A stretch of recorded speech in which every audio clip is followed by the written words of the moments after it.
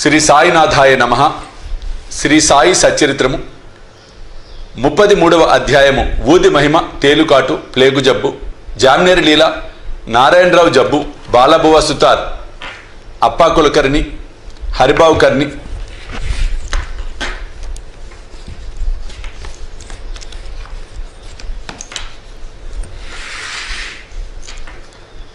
గత అధ్యాయంలో గురువు మహిమను వర్ణించితిమి. ఇందులో ఊది మహిమను వర్ణించదము. మనమిప్పుడు గొప్ప యోగేశ్వరులకు నమస్కరించదము. వారి కరుణ కటాక్షములు కొండంత పాపములను కూడా నశింపచేయును, మనలోని దుర్గుణములను పోగొట్టును. వారి సామాన్యపు పలుకులే మనకు నీతులు బోధించును, అమృతానందమును ప్రసాదించును. ఇది నాది, అది నీది అను భేదభావమును వారి మనసునందు పుట్టదు. వారి రుణమును ఈ జన్మనందు గాని వచ్చే జన్మ పెక్కు జన్మలందు గాని తీర్చుకొనలేము. ఊది మహిమ. బాబా అందరి వద్ద దక్షిణ తీసుకొని చూడునని అందరికీ తెలిసిన విషయమే. ఈ విధంగా వసూలు చేసిన మొత్తములో ఎక్కువ భాగము దానం చేసిన, మిగతా దానితో వంట చెరుకును కొనుచుండెను. ఈ కట్టెలను బాబా దున్నిలో వేయుచుండెను. దానిని నిత్యము మంట పెట్టుచుండెను. అది ఇప్పటికీ అటులే మండుచున్నది. అందులోని బూడిదే ఊది అనుచున్నాము. బాబా దానిని భక్తులకు తమ తమ ఇండ్లకు తిరిగిపోయినప్పుడు పంచిపెట్టేటివారు.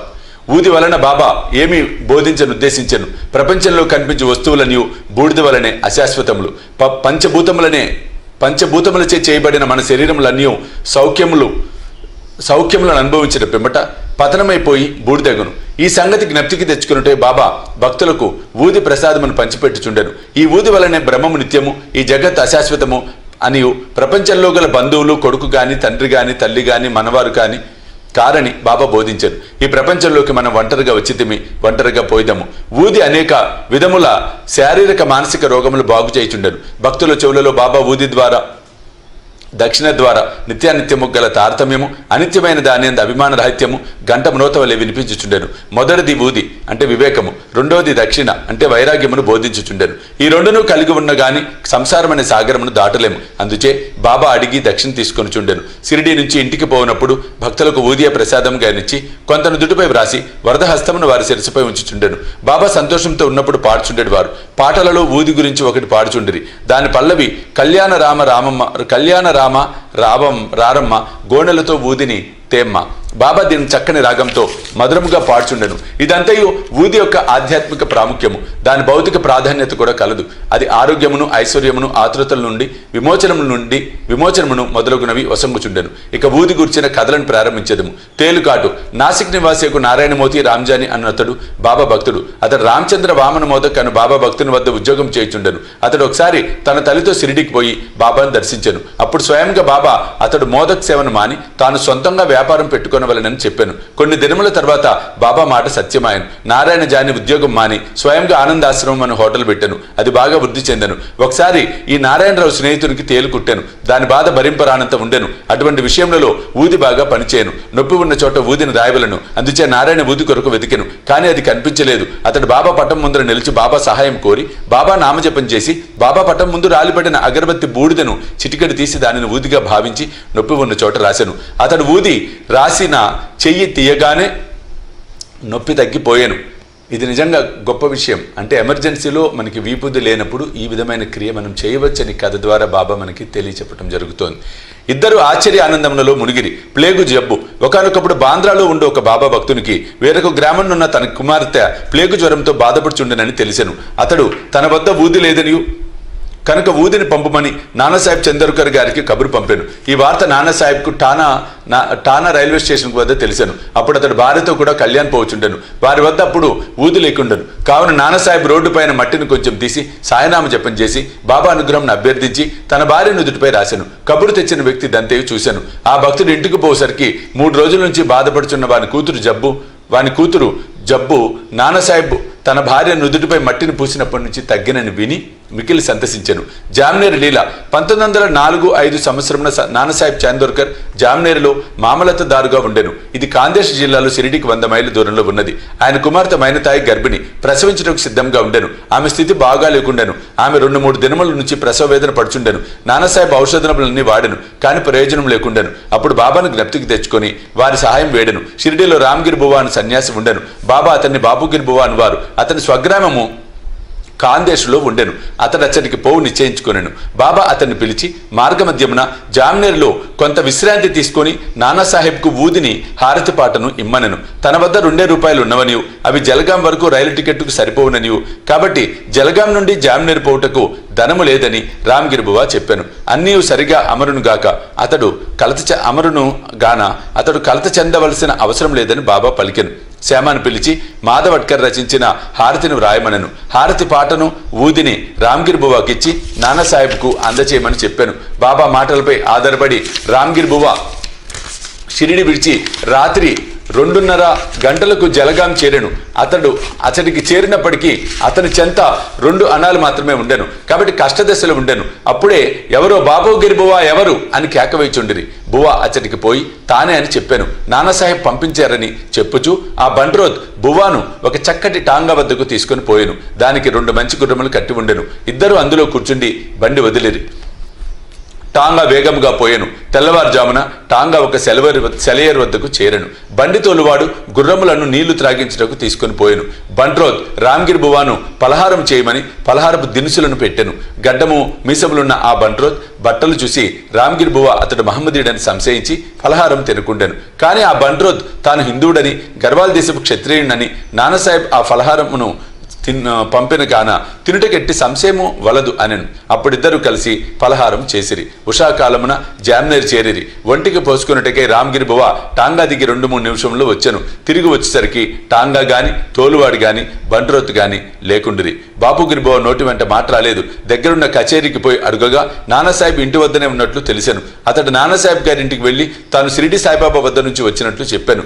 బాబా ఇచ్చిన ఊది హారతి పాట నానాకి అందజేశాను. మైనతాయి చాలా దుస్థితిలో ఉండెను. అందరూ ఆమె గురించి ఆందోళన పడుచుండిరి. బాబా నానాసాహెబ్ తన భార్యను పిలిచి ఊదిని నీళ్ళలో కలిపి కుమార్తెకిచ్చి హారతి పాడుమన్రి. బాబా మంచి సమయంలో సహాయమును పంపెను అనుకొనిరి. కొద్ది నిమిషములలో ప్రసవం సుఖంగా జరిగినని వార్త వచ్చెను. గండం గడిచినదని చెప్పిరి. నానాసాహెబ్ గారు టాంగాను నౌకరును ఫలహారములను పంపినందుకు బాపుగిరి బువా ఆయన కృతజ్ఞత తెలుపగా అతడు మిక్కిలి ఆశ్చర్యపడెను. షిరిడి నుంచి ఎవరు వచ్చుచున్నది అతనికి తెలియదు కనుక అతడు ఏమీ పంపి ఉండలేదని చెప్పాను. బివి దేవి గారి విషయంపై నానాసాహెబ్ చందోర్కర్ కొడుకు బాపురావు చందోర్కర్ను రామ్గిరి బువాను కలిసి విచారించి సాయిలీలా మ్యాగజైన్లో గొప్ప వ్యాసమును ప్రకటించినారు. బివి నరసింహస్వామి గారు మైనతాయి బాపురావు చందోర్కర్ రామ్గిరి బువాల వాంగ్మూలం సేకరించి భక్తుల అనుభవములు అనే గ్రంథమును ప్రకటించినారు. నారాయణరావు జబ్బు భక్త నారాయణరావుకు బాబాను 2 సార్లు దర్శనం చేయి భాగ్యం కలిగాను. బాబా సమాధి చెందిన 3 ఏళ్లకు షిరిడి పోవలను అనుకున్నాను. కానీ పోలేకపోయాను. బాబా సమాధి చెందిన 1 సంవత్సరంలో అతడు జబ్బుపడి మిగుల బాధపడుచుండెను. సాధారణ చికిత్స వలన ప్రయోజనం కలగలేదు. కావున రాత్రింబవళ్ళు బాబాను ధ్యానించాను. ఒకనాడు స్వప్నంలో ఒక దృశ్యమును చూశాను. అందు బాబా అతడిని ఓదార్చి ఇట్లనెను, ఆందోళన పడవద్దు, రేపటి నుంచి బాగగును, వారం రోజులలో నడవగలవు. స్వప్నంలో చెప్పిన రీతిగా రోగము వారంలో కుదిరెను. ఇచ్చట ఆలోచించవలసిన విషయం ఇది. శరీరము ఉన్ననాళ్ళు బాబా బ్రతికి ఉండిరా? శరీరం పోయినది కానా చనిపోయినారా? లేదు, ఎల్లప్పుడూ జీవించే ఉన్నారు. వారు జనన మరణములకు అతీతులు. ఎవరైతే బాబాను ఒకసారి హృదయపూర్వకంగా ప్రేమించెదరో వారెక్కడున్నప్పటికీ ఎట్టి సమయమందు కానీ బాబా నుంచి తగిన జవాబు పొందేదరు. వారెల్లప్పుడూ మన పక్కనే ఉందుదురు. ఏ రూపంలోనూ భక్తులకు దర్శనమిచ్చి వారి కోరికను నెరవేర్చెదరు. బాలబువ సుతార్ బొంబాయిలో ఉండు ప్రముఖ సంకీర్తనకారుడు బాలబువ సుతార్ ఒకసారి షిరిడి వచ్చాను. అతడు గొప్ప భక్తుడు. ఎల్లప్పుడూ అతడు భగవద్ధ్యానము భజనేందే తత్పరుడే ఉండేవాడు. అందుచే జనులు వానిని నవయుగ తుకారం అని పిలిచేవారు. వారు బాబాకు నమస్కరించగా, బాబా నేను ఇతన్ని 4 సంవత్సరముల నుండి ఎరుగుదును అనిరి. తాను మొదటిసారిగా ఇప్పుడే షిరిడీకి వచ్చినవాడు అగుడిచే బాలబువ ఇదెట్లు సంభవము అనుకొనెను. కానీ తీవ్రంగా ఆలోచించగా బొంబాయిలో 4 సంవత్సరముల క్రిందట బాబా ఫోటోకు నమస్కరించినట్లు జ్ఞప్తికి వచ్చాను. అతడు బాబా మాటల ప్రాముఖ్యమును గ్రహించెను. తనలో తాను ఇట్లు అనుకొనెను, యోగులంతటి సర్వజ్ఞులు సర్వాంతర్యాములు, తన భక్తుల యందు వారికి ఎంత ప్రేమ. నేను వారి ఫోటోను చూచుట వారిని స్వయంగా చూచిన దానితో సమానమని నాకు బోధించితిరి. అప్పాసాహెబ్ కుల్కర్ని 1917 సంవత్సరమున అప్పాసాహెబ్ కుల్కర్ని వంతు వచ్చెను. అతడు ఠానాకు బదిలీ అయ్యను. బాలాసాహెబ్ బాటే అతనికి బాబా ఫోటో ఇచ్చి ఉండెను. అతడు దాన్ని జాగ్రత్తగా పూజించుచుండెను. పువ్వులు, చందనము, నైవేద్యము బాబాకు నిత్యం అర్పించుచు బాబాను చూడవలనని మిగులు కాంక్షించుచుండెను. ఈ సందర్భమున బాబా పటమును మనపూర్వకంగా చూచినచో బాబాను ప్రత్యక్షంగా చూచిన దానితో సమానమనే చెప్పవచ్చును. కులకర్ణి ఠానాలో ఉండగా భివండి పర్యటనకు పోవలసి వచ్చాను. ఒక వారం రోజుల లోపల తిరిగి వచ్చుటకు అవకాశం లేకుండాను. అతడు లేనప్పుడు 3వ రోజు ఈ దిగువ ఆశ్చర్యకరమైన సంగతి జరిగాను. మధ్యాహ్నం 12 గంటలకు ఒక ఫకీర్ అప్పా కులకర్ణి ఇంటికి వచ్చాను. వారి ముఖ లక్షణములు సాయిబాబా ముఖ లక్షణములతో సరిపోయాను. కులకర్ణి గారి భార్య బిడ్డలు వారి సిరిడి సాయిబాబా గారా అని అడిగిరి. వారిట్లా నుడివిరి, లేదు, నేను భగవంతుని సేవకుడను, వారి ఆజ్ఞానుసారము మీ యోగక్షేమములను కనుగొనుటకు వచ్చి తిని అట్లనుచూ దక్షిణ అడిగాను.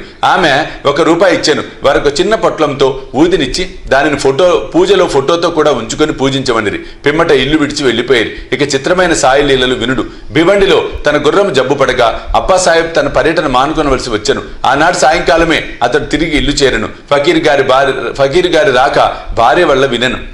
ఫకీర్ గారి దర్శనం దొరకనందులకు మిగుల మనోవేదన పొందెను. ఫకీర్ ₹1 మాత్రమే దక్షిణగా ఇచ్చుటకు ఇష్టపడకుండాను. తానే ఇంటి వద్ద ఉన్నచో ₹10 తక్కువ కాకుండా దక్షిణ ఇచ్చి ఉండేదను అనుకొనెను. వెంటనే ఫకీరును వెతుకుటకై బయలుదేరును. మసీదులలోను తక్కిన చోట్లలోనూ భోజనం చేయకే వారి కొరకు వెతికెను. అతని అన్వేషణ నిష్ఫలమాయను. ఇంటికి వచ్చి భోజనం చేశాను. 32వ అధ్యాయంలో ఉత్త కడుపుతో భగవంతుని వెతకరాదని బాబా చెప్పినది చదువులు గమనించవలెను. అప్పాసాహెబ్ ఇచ్చట ఒక నీతిని నేర్చుకున్నాను. భోజనమైన తర్వాత చిత్రే అయిన స్నేహితునితో వాహ్యాలకై బయలుదేరును. కొంత దూరం పోగా ఎవరో ఒకరు వారి వైపు త్వరగా వచ్చుచున్నట్లుగా కనిపించాను.